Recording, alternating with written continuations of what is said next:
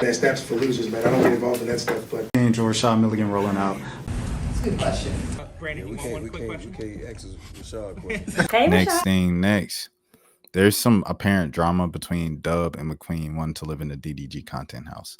Now I know there's a large group of you people who just heard me say that sentence and said who, and who.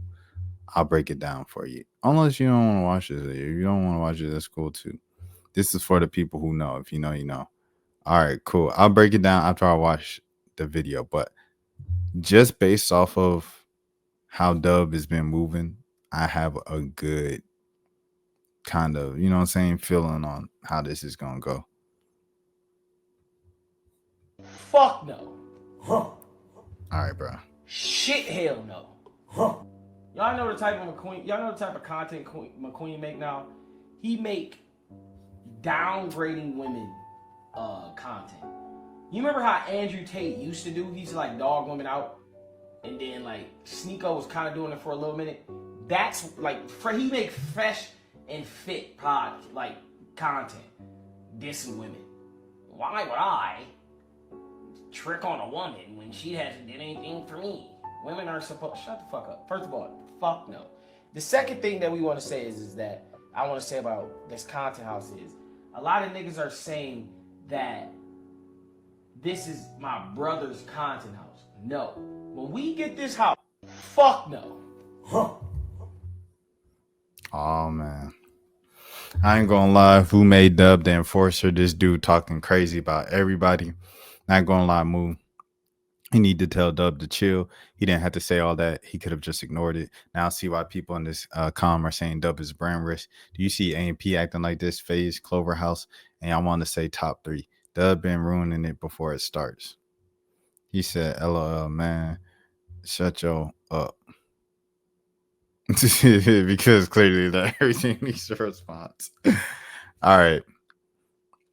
Okay. So that's the first thing, right? So apparently there's something else.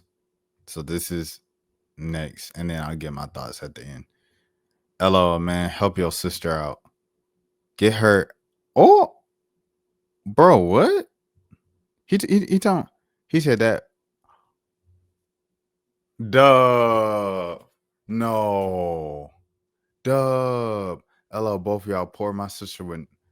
DuB. DuB, bro.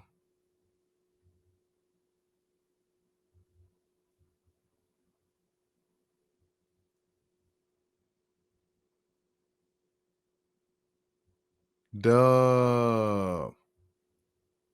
DuB. Bro. DuB, bro. No, DuB. I'll read this out loud because it is a video. So, like, what if people have this on in the background?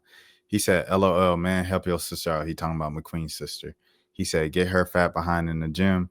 That girl went to corn.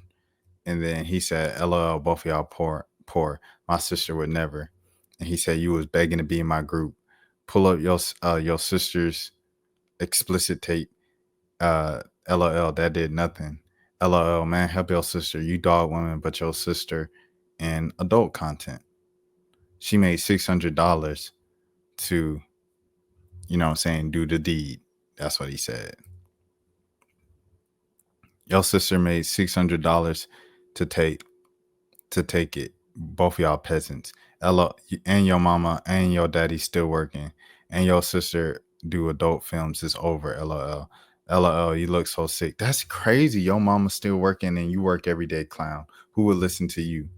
Bro, who do you think you is? Nah, see, bro. All right. Let me finish it.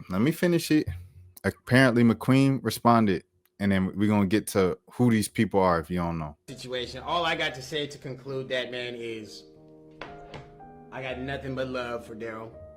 Like I said, he's my brother for life, and no matter what, no matter how he feels about me or how anybody feels about me, I'm always going to support, okay? Because that's just the type of person I am. All right? If they don't want me inside the house, it's okay, you know? It's all love. I'm still going to support. I go where I'm celebrated, not tolerated, you know? I don't want to be in a place where I'm not wanted, and that's okay. You know, we're still gonna go up regardless. Okay, they're not stopping anything. Okay, I still have you guys, and as long as I have you guys, I'm blessed. I'm very grateful for the DuB situation. All right. So this is what's going on for the people who don't know any of these folks. All right. So I'll say back in the day, like 2017, 2018, all these dudes made content together on YouTube. They all made content together on YouTube, and they would just make. See, I can't even find it on Google if I look. Let me see if I see a DuB family, something like Mega McQueen, something. Can I see some? I don't even see anything with them. Okay, but all right. Here's like, okay, these dudes, right? McQueen and DDG, they were pretty close in LA. They kind of like just wild out together in LA. You see Flight here, they were all in the same type of group, all same friend group, same this is DuB, Woo Up, and I guess some dude. I remember him, but I don't remember his name or anything like that.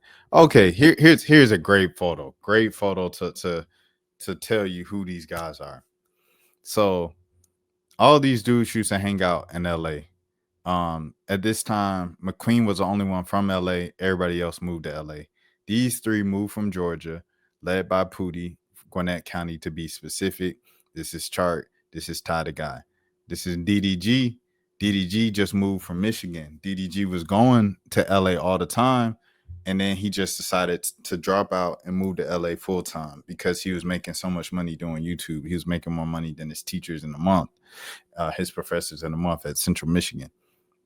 So DuB is DDG's brother. Okay, now we caught up. So these dudes used to make content together, YouTube videos and stuff like that. McQueen used to be at all of DDG's first rap shows and things of that sort. And that's how cool they were. And then it got to the point where DDG, when he went on one of his first tours, he brought all the internet people with him. So all these guys, except for Pootie, because Pootie doesn't rap, but he brought all of them on tour with him, and they toured the world. United States and Canada, and Flight was with them as well, and things of that sort. So they were all tight-knit like this. They all kind of went their separate ways after a few years, say probably like 2020, like really the pandemic, the lockdown. 2020, Ty moves back to Atlanta. Pootie pivots off and decides to do stuff on his own, where he's doing like international videos and stuff like that, videos in different countries and kind of documentaries and mockumentaries and things like that. Chart, he left YouTube to like kind of go more with his religion and things of that sort. Now he's trying to pivot his way back into social media. DDG, of course, he kind of found his way floating with music, trying to take music more seriously. Dropped YouTube, left YouTube for a while, and then ended up catching a hit with music, but he was floating. He ended up going back to YouTube. YouTube was stale a little bit because kids moved on to Twitch and Kai Cenat and Aiden Ross and the next generation of guys. DDG saw that. He ended up going to Twitch, and now you see him where he is now a few months later. He's made himself more relevant than he's ever been in social media and in music. And McQueen, as DuB kind of said, he does reactions where he just reacts to stuff. He talks mostly about relationships and things of that sort. I don't really follow McQueen like that anymore, just because like he kind of made me mad when they used to do like fake beefs and storylines for money and entertainment and stuff. But one time it just made me mad, and I was like, I'm done with this. But that's what he does now. He does reaction videos, and a lot of the stuff is kind of based off of relationships. So McQueen asked to get into the content house because DDG starting the content house. Is DDG, DuB, Jay Cinco, and I believe the Shay Frost, and then Derek, another one of DDG's friends. So it's those five guys. Chark asked to get into it. DuB said no because you don't produce enough content. McQueen asked to get to it, and then you see he responded the way he responded of, no, we ain't doing that. That's a da-da-da-da. I ain't affiliating myself with that. We ain't doing that. The reason why this is even a big deal is because DuB, once again, like I said, all these dudes came up together. They all made money together. They all toured together. They all made videos together. things of that sort. When they collab those videos on all of their channels, not just DDG's, everybody's channel got a lot of views, got the most views on their channel. So they all benefit from each other. They all help pay each other bills for years. And you know what I'm saying? They go back at the beginning of this whole thing. You know, without those times, these times wouldn't even be possible because you wouldn't have that platform. So DuB already been talking greasy about Ty the Guy. And it's crazy because Ty, when he was living in LA, he and DuB was like he was like the closest to DuB out of all the people that wasn't from Georgia. Because these two was from Georgia. They came to Georgia with them and stuff like that. So it's like those were his dudes. But DuB, outside of that, the people in LA that he met in LA, him and DuB was like this. So for DuB to flip on him and say, oh, you fell off, you shouldn't have moved to Georgia, this and that, A, B, and C. And he just kept talking down about Ty for years and years to the point where it collided, and both of them just had an all-out kind of beef online that played out. And I have a video on that if you want to see it on my channel as well. So he already been talking greasy about someone he used to be cool with. So it's like, I was already looking at DuB like, bro, like, how could you do that? How could you do that to someone who was supposed to used to be your man's? He's doing the exact same thing to McQueen, and time after time, DuB is showing you that Jay Cinco, the Shay Frost, Derek, all them boys, anybody that's not blood related to him, if you fall off in YouTube, DuB will show you he is not your friend and has never been your friend. And I don't know why someone will look at that. Look at how he's talking about McQueen. Look at how he's talking about Chart. Look at how he's talking about Ty the Guy and still continue to be his friend. I don't know why Chart, out of all people, would go to DuB's, you know what I'm saying, birthday trip, trying to get lit back on social media again. And DuB saying, I'm glad you picked the right side. I really think one of the only reasons why he invited you is to spite Ty. That's a whole nother thing. But he did that, right? He came out, you came out to the birthday celebration, birthday vacation, and he said, I'm glad you came to the right side. Chart looks into the camera, smiles, and says, F Ty, F Ty, F Ty. Now, why would you do that, bro? Like, if it was a joke or whatever, like, and Ty responded to it. He said, are we doing some internet or some real life, bro? Because you was my boy. I thought you was my boy, this and that. Like, it's kind of crazy that you talking like this on the internet for some entertainment, for some views, some clips. I didn't think you would do it like this. At the end of the day, it just seems like this is kind of like their lane. How everybody goes is kind of like, oh, we all in it for content and the money and things of that sort, and nothing's more important than the clicks and the clout and the money. That's the only reason why we do this. You see the way they talk when they go back and forth, and I'm saying they, I mean, DuB in particular, and you know, other DDG can lean towards this a lot. Whenever they get into a beef or back and forth with somebody, what's the first thing they go to? Money. Every single time. Oh, you too broke to go back and forth with me. You don't have no chain like this. Oh, I got a car. Oh, I got a house. Oh, I got a man. You so poor. Every single time this man DuB goes to you poor. Every single time someone makes DDG mad, he goes to you don't have as much money as me. I'm rich. Why would I be sad? Why would I feel away? Man, if I was poor, I would feel away. But I'm rich. I'm not worried about nothing. Come on, bro. Like, people don't value money as much as y'all, you know, to y'all it's like money. And it's like, bro, your souls, bro. Like, Soul Illuminati called it out best, and his head-to-head with DDG, he called it out best. He said, bro, all you care about is money, dog. Your priorities is messed up. Soul-wise, you lost, bro. You lost spiritually, you broken, you poor spiritually. You might be rich financially, but you spiritually and mentally poor and things of that sort. And that's really what these dudes, every single time they go back and forth, it's always first thing money. And it's like, all right, bro, like, what are we doing here, dog? Like, it's so much about money that y'all done lost your own selves. Do you even know who you are? Do you legitimately know who you are as a person outside of money? And that's what it comes down to, bro. So to see bro talk down on someone he used to make, like, because this was just unnecessary. Like, imagine if the pivot for the Shay didn't have as much controversy and viral clips that it's had. and the Shay was just, you know what I'm saying, streaming to a couple thousand subs. Will he be as cool with the Shay as he is? No. And he's showing you how the guys in the same city. He doing Twitch streams too. He doing YouTube videos too. We don't. And why is that, bro? Because he only cares about the people with clout, bro.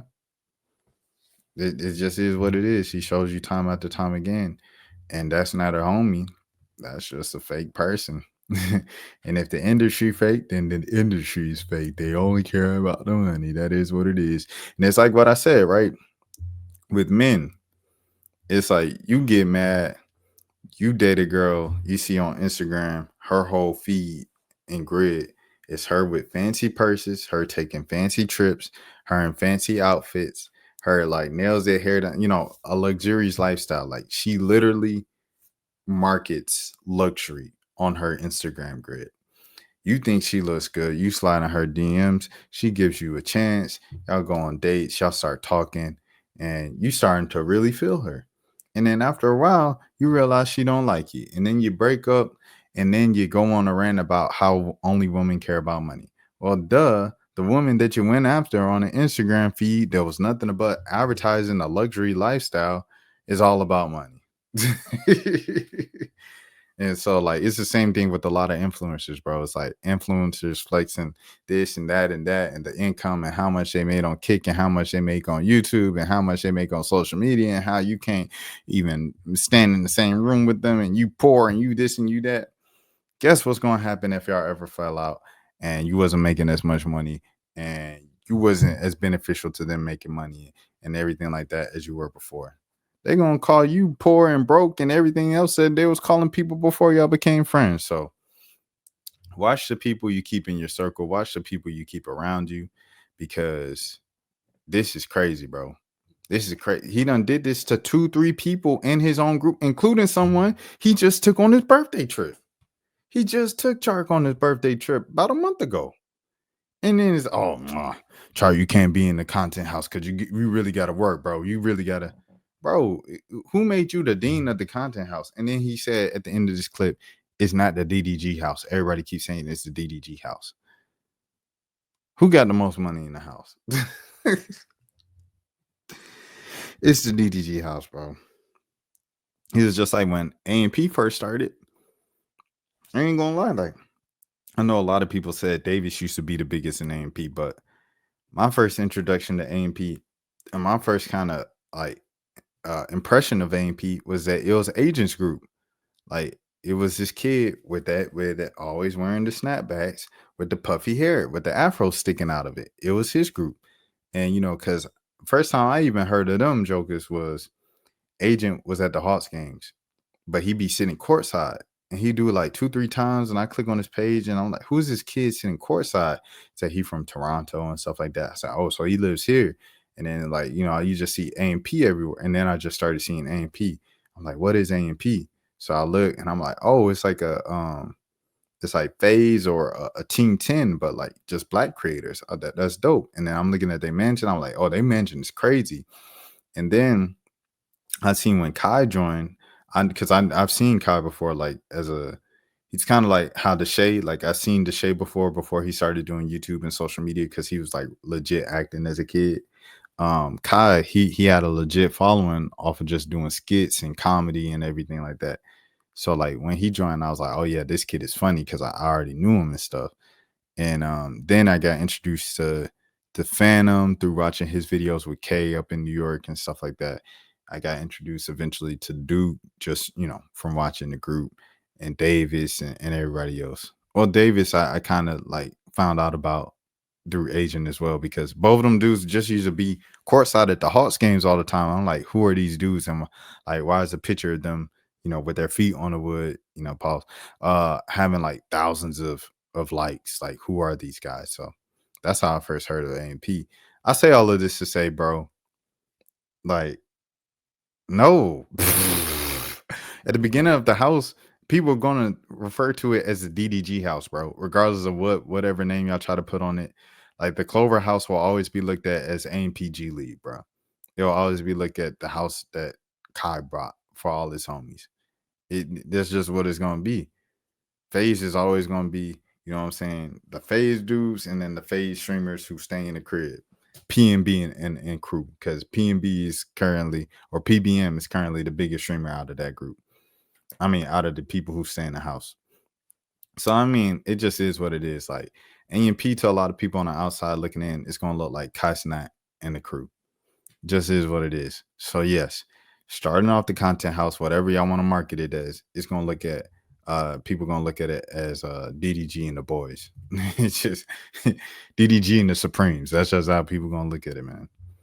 But like you can't be talking about people it's just not a good look, bro.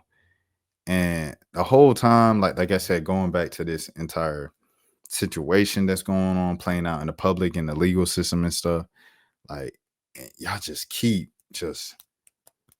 it's not connecting. And money can't solve everything, but I feel like the lesson will be, you know what I'm saying, shown eventually. Eventually it's got to show. That's all I had today. That's for losers, man. I don't get involved in that stuff, but. Angel Rashad Milligan rolling out. That's a good question. We can't ask Rashad a question. Hey, Rashad.